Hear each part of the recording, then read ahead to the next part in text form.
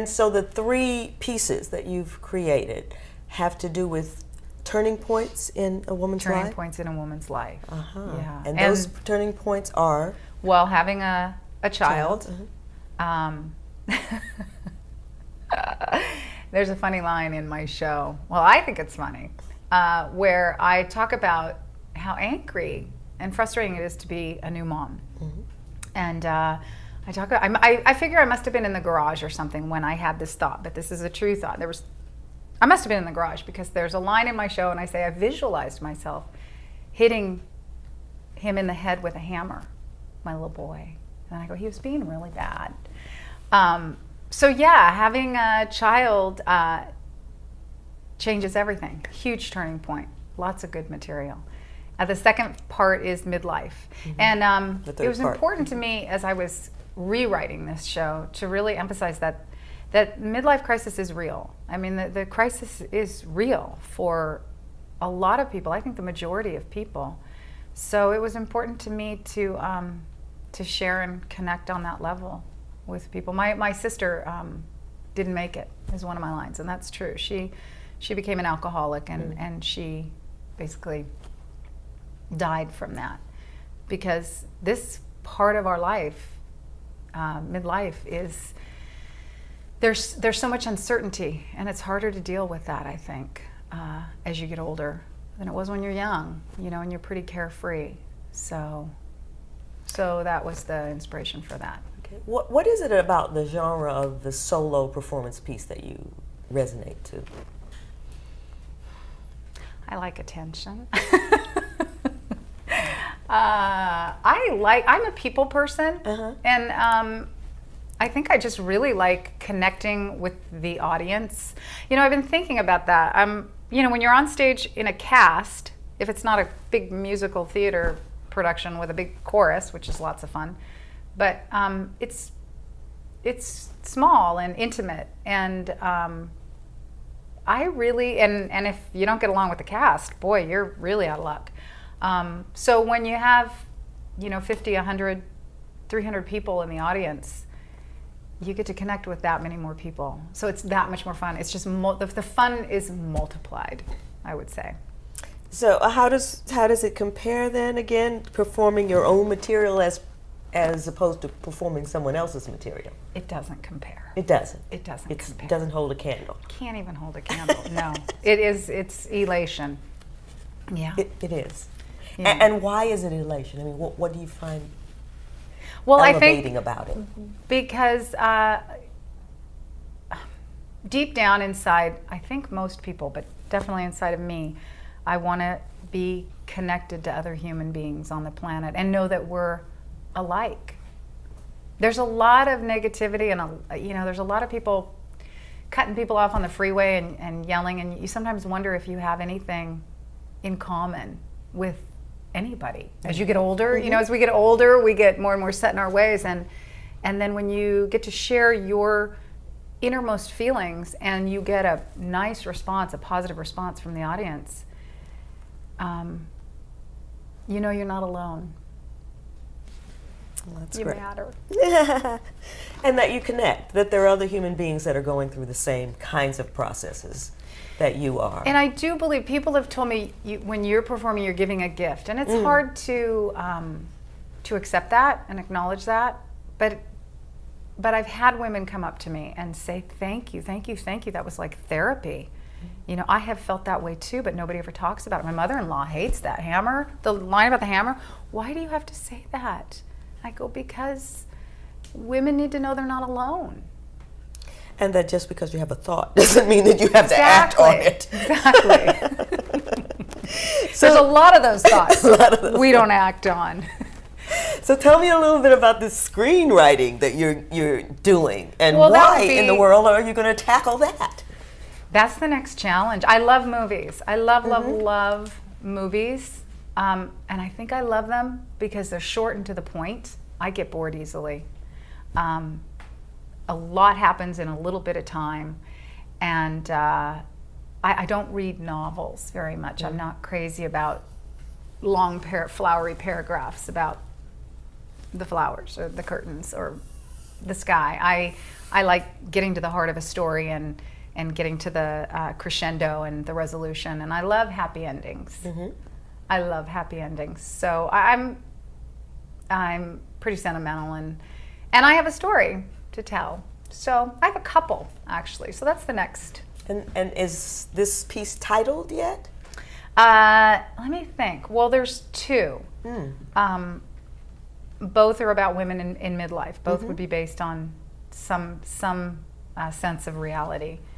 One is about a woman finding the courage. Again, it's similar themes to my one-woman show. Finding the courage to be her authentic self, and making sacrifices, risking the status quo to be her authentic self. But it's not named yet, or that one doesn't have a title yet. No, that one's in development. And the other one is. And the other one is called Fictionality. Fictionality. Interesting. You choose very interesting and intriguing titles. I probably need to register that with the WGA. Now you've been writing for your own shows, and then you're writing for the screen, but you also write a blog for those of us who are just getting into the internet or not fully developed in the internet world. What is blogging? You know what? I'm not that much of an experienced blogger. I have a Mac, and what's great about the Mac computer, especially for artists, is it comes with a suite of all of these wonderful media applications. So you can do your website. I've done a lot of my own editing of my material, and it comes with this application for doing a blog. So I've made a few entries. I need to make more. I have a few that I want to add to it. But I just think it's a way, kind of like this, I guess it's very similar to doing a one-person show, just making connections, you know? I tell my kids writing can change the world. It is what changes the world. Yes.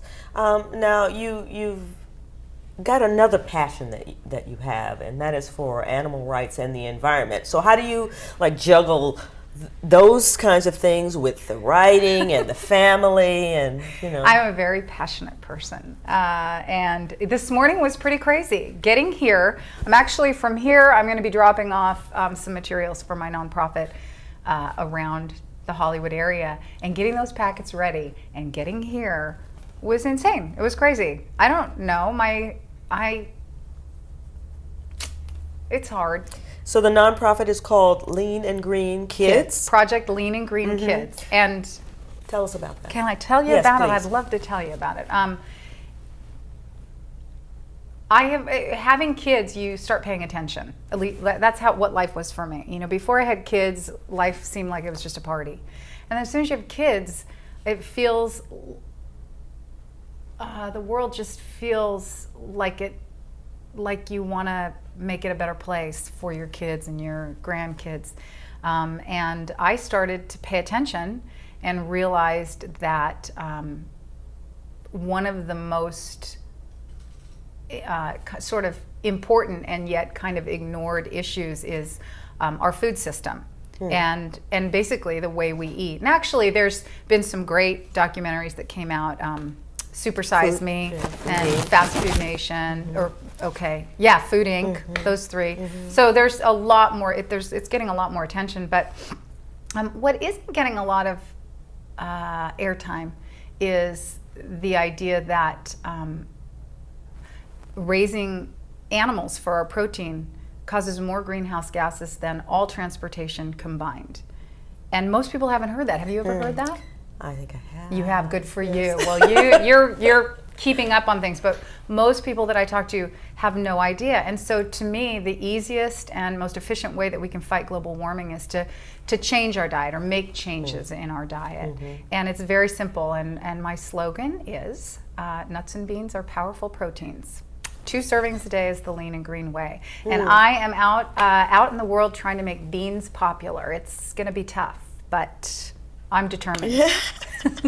And I have Dr. Oz on my side. Oh, that's so, good. That's good. So have you been able to integrate that with your acting, the nonprofit, and the environmental cause? Not really. I did a benefit. I performed my show as a benefit for the nonprofit, and that was pretty exciting. And it was exciting because we had a forum afterwards, and we got to talk about all of it. So I would say that would be my idea of heaven, would be like to combine my nonprofit efforts with my acting efforts. So what's up next, Barbara?